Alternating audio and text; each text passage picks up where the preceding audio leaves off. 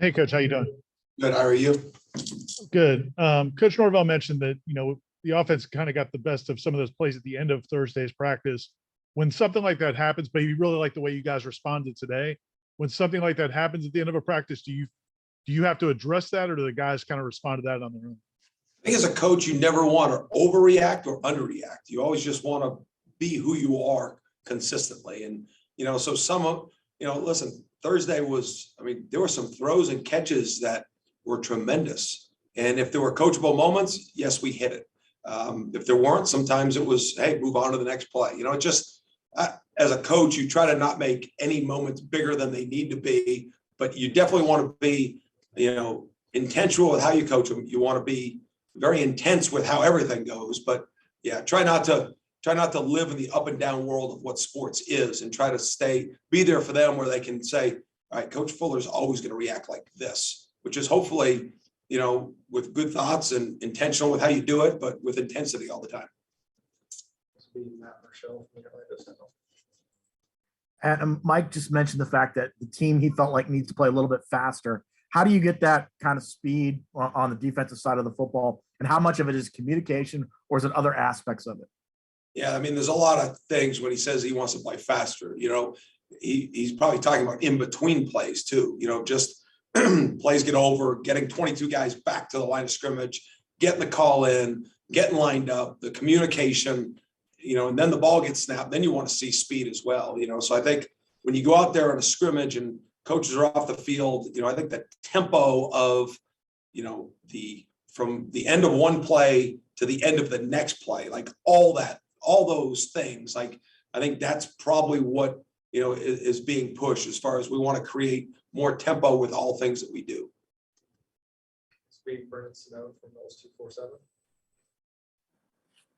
Adam, so far through, I guess, a quarter of the spring practice, so almost half at this point, how's the competition at cornerback been? Is anyone starting to distinguish themselves among the 2 to 3 guys you're going to be rotating in?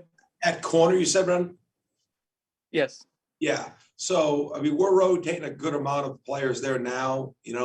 Duke has been really consistent for us. That's Omarion Cooper.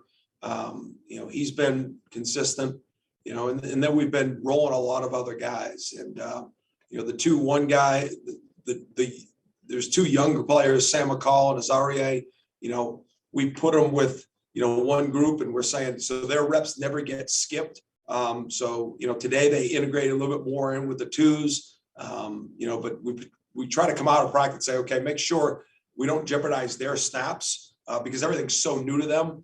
The rest of the group, there's Greedy, Vance, and Kevin Noles are kind of playing off of each other at nickel and at corner. So they're both getting reps at both spots. Renardo Green has been moved there. Jarian Jones has been, a little bit nicked up, but trying to get him into action. DeMaury Tate's been getting snaps. So that's kind of the group we've been rolling with.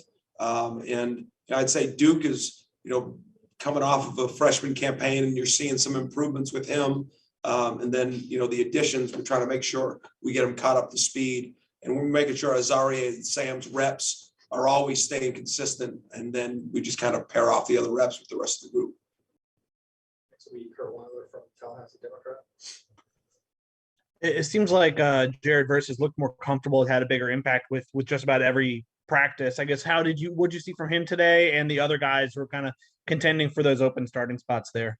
Yeah, I think Jared, there was one play you really felt him put his foot in the ground and covered ground. He's one of the fastest defensive linemen I've ever coached, just from a speed standpoint. He's got legitimate straight line speed. I thought there was enough football in there that, things got going a little bit for him. I think he could be much better than he was today. I think there's no question in that.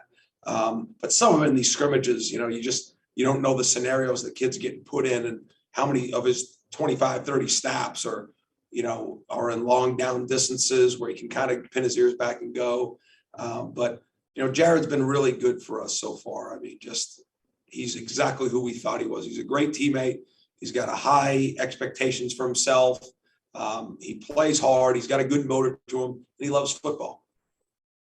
Go back to Ira. How is Tatum Bethune kind of what has he added to that group, and do you see kind of his experience in a scrimmage situation like today? Yeah, Tatum belongs at this level. I mean, point blank. I mean, he's smart enough. He's physical enough. He loves the process of getting better. Again, he's got high expectations. You know, anytime you have a player and you go up to him and say, "Hey, I thought you did a really good job with this," and they tell you, "No, it wasn't good enough," you got the right guy.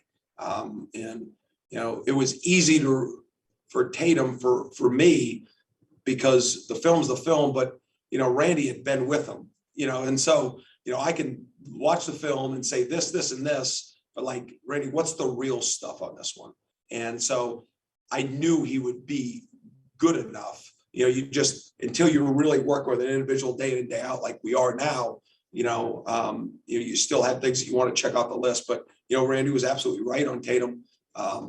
He plays fast. You know, that's the best way I can say. He sees things, you know, he's got good anticipation at linebacker, which, you know, on defense, you are a reactionary player a lot, but when you can see things happen as they're happening, you know, it makes guys play speed really faster. And I think that's where Tatum brings that to us. And he's going to be an impactful player. He's going to, you know, he keeps progressing. He's going to have a place for sure on this defense, and, you know, and a chance to push the level at linebacker that we've been playing with.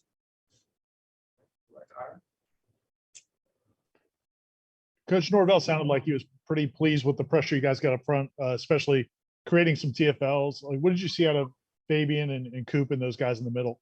Yeah, well, Fabian Coop didn't play a whole lot. We try to make sure we were getting the guys that we needed a little bit more snaps in the dope today, those snaps. But like how we need to play defense, you know, our front four and then all the guys aligned in the box, like we've got to create lost plays through technique, through scheme, through effort. And, you know, we started to build on that last year. We've had to add some different pieces as we continue to progress. But, you know, I think Odell Hagens and JP do an outstanding job with, you know, we say, listen, this is what we want it to look like. These are the things that we need it to look like. And then they apply the techniques, and, you know, the kids believe in what we're doing right now. And, you know, it's not always going to be perfect, but I like where we've come. You know, I saw Pat Payton win a quick third down pass, one-on-one rush. Saw Derek McClendon win a one-on-one pass rush. You know, those things that need to happen. You know, offense wants to get guys in one-on-ones, so does defense. And then it comes down to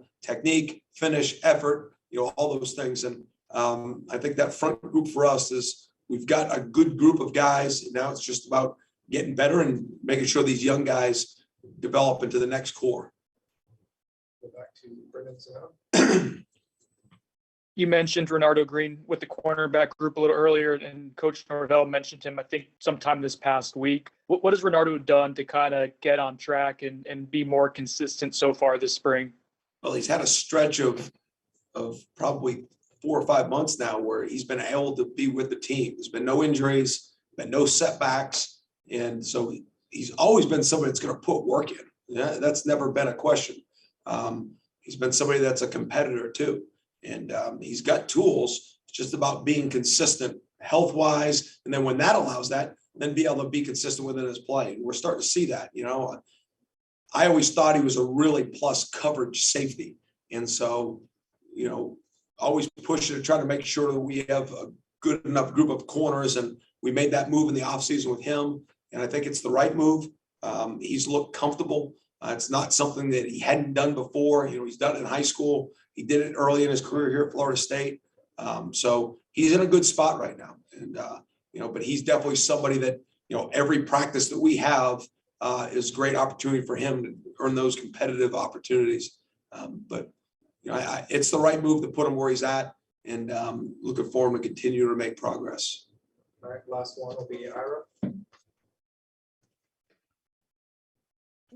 The transfers they brought in at wide receiver, what is that? And then also the improved play from some of the returning receivers. What has that done for your defensive backs in terms of the competition level of practice, and maybe how that'll help prepare them for the fall? Well, you know, as we met as a unit, a quick briefing today, I said, I want our offense to play great. Like, you should too. And the offense should want us to play well. And, you know, competition is us with them, not us versus them. And I think listen, some of those one-on-one plays that were made today, that were made Thursday, I mean, that's good for Florida State. You know, you never want the defense winning all the battles. You never want the offense winning all the battles. You want maximum effort, maximum execution. And then at the end of the day, like, that's going to give us the best product. And so, you know, we brought in some legitimate playmakers at wideout, you know, and they've been challenging. I mean, there's been some unbelievable throws and catches from our quarterbacks and wide receivers. And with knowing who those guys are, that's not going to stop. That's only going to get better as they work with each other. All right, thank you, Coach. Thanks, guys.